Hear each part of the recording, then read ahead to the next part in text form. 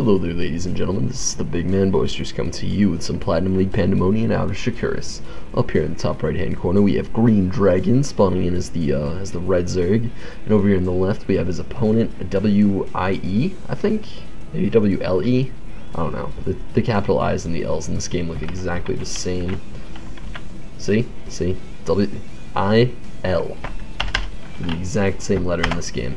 So I'm just going to call him WIE because it looks like his entire name is in caps. Anyway, this is an extremely classy way to spell GreeneDragon. It's like this is the name of like a tavern in like England back in like the 1700s where everybody's like, "Ye old GreeneDragon." Man, all right. We have the supply depot going on at the front for WIE. Nothing really all that amazing coming out of either player. No 10 pools, no 6 pools, despite how much I love watching 10 pools and 6 pools. I just don't get my fill of it for today. It'll be interesting to see if he goes for a fast hatch on this map, because fast hatches, although very good, can get you into a bit of trouble, especially on this map if you don't get vision completely, because you can set up a really hard contain.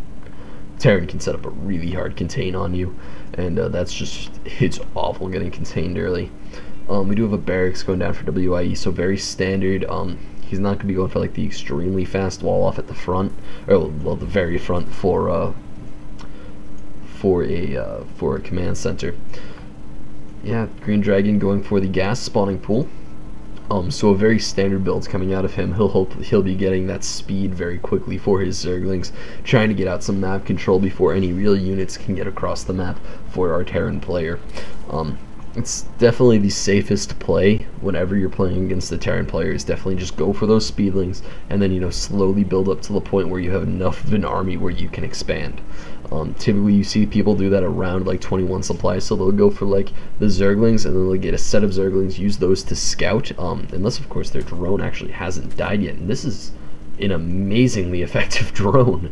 He's stalled the supply depot for going down for some time. He actually almost killed an SCV, but it did manage to get repaired. Oh no, but did not. He actually got an SCV down to 10 health, but it looks like that drone gets to live his life in the swarm's name. It's dead right there. That Marine came out just in time to kill it. We actually do have an extremely fast CC. It's just going to be like a 1-rax expand. So this isn't like the fastest expand a Terran can do, but again, it looks like they're actually just both going for amazingly safe gameplays currently. We have 3 sets of Zerglings coming out, so that's actually quite a few Zerglings if you think about it. 3 larva worth of Zerglings is a lot. Not many players go for anything like that. We do have the drone coming down to lay down the expansion, or at least that's what I'm guessing he's going to be doing, and yeah, most certainly going to be laying down that expansion anytime. There it goes down. So this Terran natural will actually be operational before the Zergs. The Zerg has a little bit of a Zergling force, but the barracks is wrapping up at the front of the Terran player, so he's going to be perfectly fine and perfectly safe. Despite that there are like 6lings out on the field, which again I think was just a bit of a waste, because they're never going to break this bunker, you know, unless he goes like fast banelings, which I would never suggest anybody do in this kind of situation.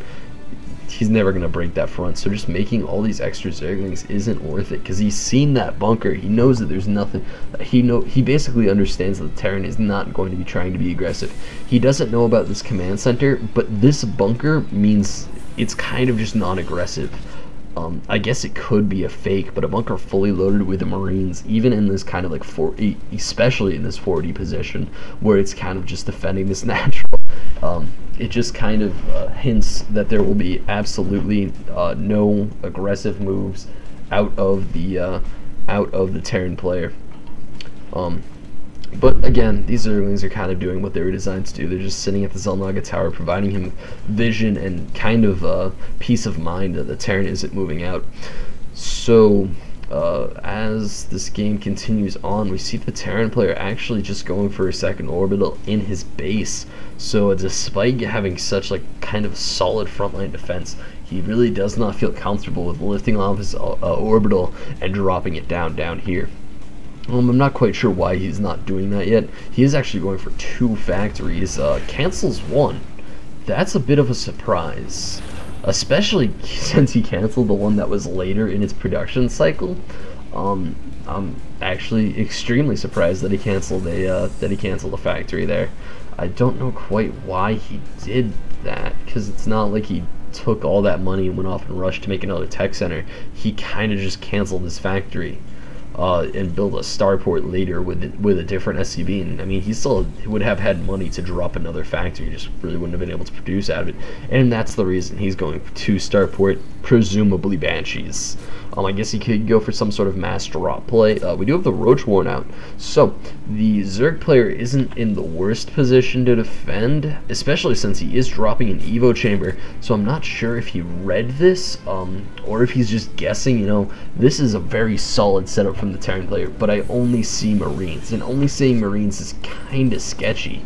And yeah, with the factory building a tech lab and lifting off, this is most certainly going to be 2 starport Banshees, maybe 1 starport Banshee. No, 2 starport Banshee. I was gonna say that it might be like Banshee medevac, but no, it's gonna be straight up tube. It's gonna be straight up Banshees, really. He won't have that much extra money to go into anything else, because 2 starports is a very high economic strain for pumping out Banshees, because Banshees are not the cheapest unit. Plus the fact is that if you want to get any sort of upgrades like cloaking, which he's getting right now, I mean, cloaking is also an extremely expensive upgrade, and I don't think it's going to be effective. I think that GreeneDragon is basically just going to be able to completely deflect any sort of damage that these Banshees think they would be able to do, because he already has 2 Spore Crawlers down. That's basically all the defense you need against those first 2 Banshees. So unless he waits and like groups up like 4 Banshees, which I think would actually be the smarter play here, he's going to be perfectly fine. And actually, our Terran player getting supply blocked. Ugh. That is horrible for him. He's really, this Banshee cheese is just, it's done before it even began, really. There's going to be nothing happening here, with one of the starports getting shut down for essentially like 30 seconds there, as he had to build that supply depot. That is extremely bad for him. We do have a 4th bunker on the way at the front. He does not want to lose this game to a banding attack, or really any attack at all. This is a crazy amount of defense at his front. I'm not sure if it's worth it, because honestly, the Zerg player, like, the Zerg is fine with this. Going into this kind of crazy Banshee mode, I don't think it's the best idea for anybody ever, really. We are going to have 4 Banshees coming out, so he might actually be able to do some damage here, because 4 Banshees, I think, will be able to snipe off Spore Crawlers if they really just focus down the Spore Crawlers and then go after Queens. And even then, this Spore Crawler isn't in the best position. This Spore Crawler is in pretty good position, but still not the best, because Banshees can kind of hover right above the hatchery and fire off at drones. I don't think the Spore Crawler would be able to reach them. So really, neither of the Spore Crawlers are in exactly perfect positions, but here come the Banshees, and it's going to be the moment of proof. And actually, he moved that Spore Crawler up right before those Banshees hit, but oh god, those Banshees are just absolutely tearing apart the forces of the Zerg player, as they're going to easily get a lot of kills. And oh, if the infestation pit goes down before Glands finishes, and it is, that is awful for our Zerg player. Oh, that hurts so bad. With that infestation pit down, he's significantly behind as far as tech goes. And now this economic wrap-up is just going to be absolutely disgusting. I don't think he's going to be able to pull anything out fast enough to defend this hatchery against these Banshees, as this Queen pops out and dies valiantly trying to take down this Banshee that has 2 health left. 2 health! That is insane. How is WIE pulling this off? Ugh. GreeneDragon had such a, like, not even like a really good defense, but it was reasonable. I mean, he had a couple of Spore Crawlers down, and honestly, just the fact that WIE waited for those 4 Banshees was an amazing play. I mean, I'm not even sure if it was on purpose, but that's exactly what you wanted to do. You wanted to sit there and you wanted to wait for those 4 Banshees to pop out so that you could send them all in a group. And it really, at that point, it wouldn't matter what kind of preemptive defenses your opponent put out, because you know, it wouldn't have mattered. And as the Zerg player sees this giant wall of bunkers, he must just be like, crap, because 4 bunkers is a lot to try to break through. And it looks like the Masked Queen is finally going to come out and drive back this Banshee force, and they actually do manage to kill a Banshee. So he basically just traded 12 workers for a Banshee. 45 units killed by the Terran. That is 45 units to 3 units, and 12 workers to 2 workers. That's pretty insane, to be quite perfectly honest. The Zerg, I'm not going to say he's behind, because he does have this third up. And the Terran, I think he saw the drone moving out as his Banshees were flying across the center, but I don't think he actually saw the hatchery going down, so I do not believe he really knows about that hatchery. So this hatchery is actually, I think, going to be our Zerg player's saving grace, because now that he knows that Banshees are out on the field, he's just going to keep a high queen count, which, you know, is good in really any PvZ or any TvZ anyway, because you can get that really amazing creep spread, and creep spread really helps you out in defending against any sort of attack. So hopefully we see him start using these queens for spreading creep, because, you know, just lay down 7 creep tumors and then just leapfrog them across the map, and it works really well. We do have battle cruisers, double battle cruisers coming out from our Terran player. So he really wants like this Banshee battle cruiser ball, which I think is hilarious. I don't know why. That is really funny to me. It's quite great, to be quite perfectly honest. So we have like 7 Banshees and double battle cruisers coming along. Sadly, the fusion core isn't dancing. Hopefully he will fix that in the future. The only issue with this kind of battle cruiser play is there's already a crap ton of spore crawlers up. He knows like that his opponent is going air. Let's be honest here. He saw you build 4 Banshees and come attack him with it. He's not going to be surprised. And we actually have Thors too. So this is just going to be an amazing like tier 3 just smackdown for the Terran player, I think. Because even if like Corruptors get out, which he really needs, I think he needs Corruptors, not even Mutalisks, just Corruptors. I guess without Marine support he could go Mutalisks and in theory just magic box the Thors and then target down the battle cruisers and finally focus on the Banshees, but that's iffy at best. We do have the Air Core moving out for the Terran player, and although there are a lot of infestors here, I don't think he's going to be in a good mood when he sees this this giant air force. We do have the 7 infestors moving back to base, so let's see how he manages this. I'm not sure if he can, to be quite perfectly honest. WIE's force just looks so threatening right now. Oh, if he gets a fungal off on all of these units, what? Oh, he didn't chain it. He needs to get those chain fungals off. He needs to start just chaining fungals onto these Banshees. He whiffs a fungal. He only gets it to the battle cruiser. There's the fungals he's going to start needing. And it looks like as if these infestors just have a death wish, to be honest. I mean, this infestor control isn't that great. He lost a couple of very important tech buildings. Both his Roachborn and his Spire went down in that attack. And he's managed to put a dent in the Terran's air forces, but I just don't think it's going to be enough, because the Terran is impenetrable right now. This is like I know I say he's playing the campaign a lot, but this literally looks like he's playing the campaign mission with the giant drills on legendary mode, or whatever the hardest difficulty is, where you're just like, alright, crap, they keep sending air, put more turrets, oh no, there's more ground forces, we need tanks. So, you know, you just have this giant line of just bunkers and tanks and, you know, just missile turrets everywhere. And we are going to have the planetary, which wasn't really of use this entire game, I don't think. I never saw a unit mining down here. So that is going to go down, but it's not a huge loss for the Terran player, because again, the Terran player just wasn't using it. I expect to see him take a third, like right here, to be honest, because then he could just, you know, expand his bunkers over here and just create a giant wall that just encompasses really his entire territory. And we do have new infestors coming out, new and old infestors. So we are having quite a large force out of the Zerg just from these 5 infestors. 5 infestors is a lot of infestors, but this is frightening for the Zerg player to go up against. This is 4 battle cruisers, and granted they are unupgraded, which I think that people screw up a lot on because they should upgrade them. I mean, the weapon speed for battle cruisers is 0.23, so if you can add 1, that's like an extra 5 DPS per upgrade, which is fairly ridiculous. And it looks like here we go, the SCV Congo line. This is going to be the 21-minute all-in play, because honestly, you don't pull like I think he just pulled his entire main mineral line's worth of SCVs. Like, he's still fully mining it as natural. He was just like, what? I have 22 extra SCVs? Gotta pull them too.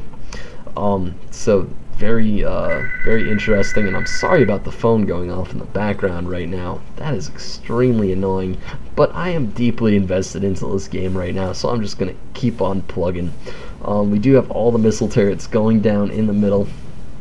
And yeah, this is a frightening Terran force that I'm not sure if the Zerg can fight against. He does, to his worth, he has a lot of infestors.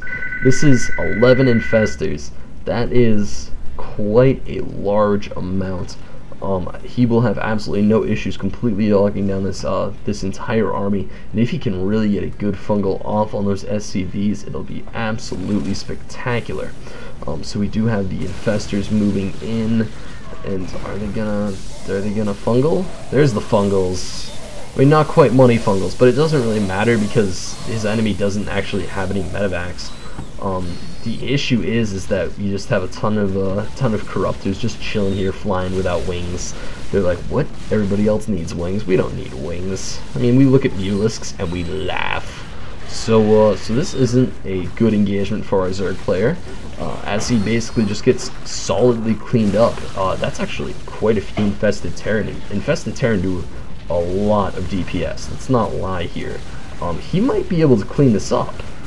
Wow. I can't believe the Zerg player actually managed that, but he did.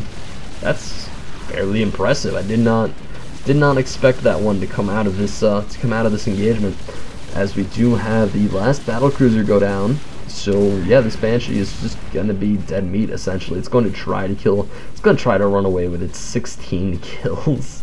Oh wow, it actually does manage to escape. That is a 16 kill Banshee with 5 health, just running the hell away across the middle of the map. It looks like he's going Thor Marauder, because, you know, when you were in that little danger area, you should definitely make 3 barracks, go Thor Marauder, and just stop producing off your starports. I don't quite know why he stopped producing off his starports, to be honest. It looks like he's going to plant something else down factories. So he really wants them Thors.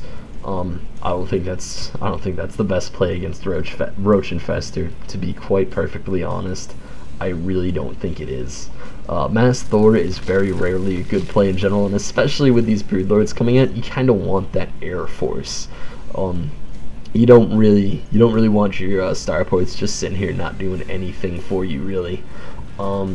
This is actually going to turn into a fairly dangerous game for the Terran at this point, because the Zerg's on 4 bases. So the Zerg is amazingly ahead economically, even after this massive battering that he's been getting all game. That started out with that 4 Banshee cheese and just absolutely demolished his entire game of economy. Even though it only killed 12 workers, it got his natural hatchery, which is an amazing amount of damage. You never ever want to lose your natural like that that early in the game, especially like even before he got a 3rd basically. And then after that he lost some major tech. I'm surprised he put his Greater Spire back up here. I would have expected him to put it like at his natural or at his 3rd, and then just grouped a whole ton of defensive structures around it, because that's really his most important tech, to be quite perfectly honest. So we do have the Zergling force moving out. I think that he just managed to see those Broodlords through the Zelnaga tower. So he does know about these Broodlords, and it looks like his Thors are going to try to move out, but it's not going to be effective. There's nothing here that is good for cleaning out Broodlords, to be quite perfectly honest. Thors are not a counter to Broodlords. I don't care how many people say it. Does not. They are not. They really are not. They have equal range to Broodlords, and Broodlords summon these little tiny things called Broodlings that are essentially Zerglings, and Zerglings are a legitimate counter to Thors, to be quite perfectly honest. Maybe not the most cost-efficient counter to Thors, like I think Roaches are, but definitely Zerglings are an amazing counter to Thors, especially if you have enough where you can surround each Thor individually. There is a certain point of Thors where it's just like the giant Thor ball that literally any amount of Zerglings can't really defeat. But Broodlords, especially this late game, just 6 Broodlords is a scary thing, as we do have this, see, this Thor just gets absolutely shredded, and it looks like the entire army's moving in. He's trying to get those, Vikings out. He really needs to move these Infestors in and have those Infestors do something. I mean, at this point, I don't think it matters. I think the Zerg has won the game at this point. Because all these SCVs are getting pulled, and even like if he manages to kill all the Broodlords, which I think he will. Actually, one Broodlord does manage to live, so he is the last of his race on this planet, and WIE has left the game. Anyway, guys, this has been yet another game brought to you by Boisterous. Thank you to whichever one of these players sent me this replay. Right now I'm kind of slogging through a lot of the older games that were kind of in a awkward transitional period where I would have had like one normal size segment and then one like 4 or 5 minute segment. So I'm just trying to get through all those games. So if there is a abnormally long wait time for your game to be commentated, I'm sorry, because this was a game that was submitted to me a while ago, but it was like 29 minutes long, so I was like, that is a very awkward spot for most games to be in. So I ended up just not commentating it. But now that I'm past that entire block where I could only have done 15-minute games, I'm definitely going to start commentating these longer-ish replays a lot more. And yeah, that's basically it. If you want to watch any other Boisterous action, head on over to youtube.com/user/boisteroussc2. If you want your games commentated, send them on into boisteroussc2@gmail.com. Also, if you want to give any ideas, give any feedback, give any concerns or criticisms, anything that you guys really want to post about my commentating, use the Battle.net thread. It will be in the video description for this video, and just post it on there or post it in the comment section. Really, anywhere will get my mind on it. So anyway, guys, this is Boisterous signing out.